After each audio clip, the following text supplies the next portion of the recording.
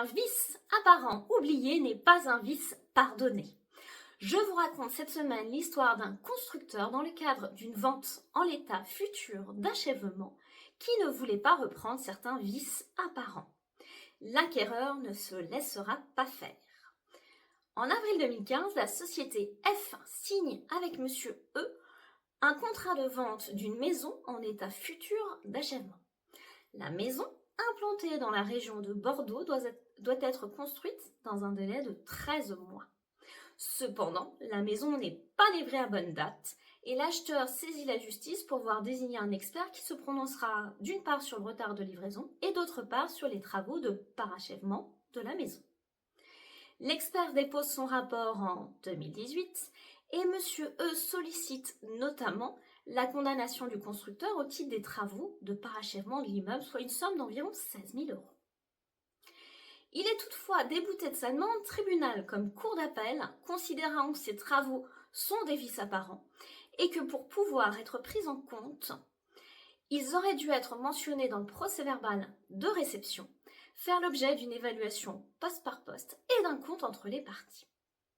Mécontent, Monsieur E forme un pourvoi en cassation. Il plaide que la cour d'appel a confondu vente en l'état futur d'achèvement et contrat de louage d'ouvrage.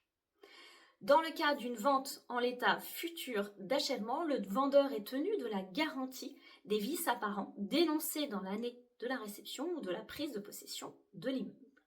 Ici, les vices ont été dénoncés avant la prise de possession de l'immeuble. Ils doivent donc être repris par le vendeur. À votre avis, l'acheteur a-t-il obtenu gain de cause? La réponse est oui. Dans cet arrêt du 13 février 2025, la Cour de cassation casse l'arrêt d'appel. L'acquéreur est recevable à agir dans un délai d'1 an contre le vendeur au titre de l'action en garantie des vices apparents, même si ces vices ont été dénoncés postérieurement à l'écoulement d'un délai d'1 mois à compter de la prise de possession de l'immeuble, nous dit la Cour de cassation. Un conseil pour les vendeurs d'immeubles en l'état futur d'achèvement, la garantie étant due pendant un délai d'1 an, tout vice apparent doit être réparé.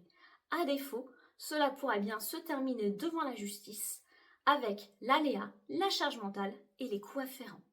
Si cette vidéo vous a plu, je vous invite à la commenter, à la liker ou à la partager. Vous pouvez naturellement vous abonner pour suivre toutes mes vidéos.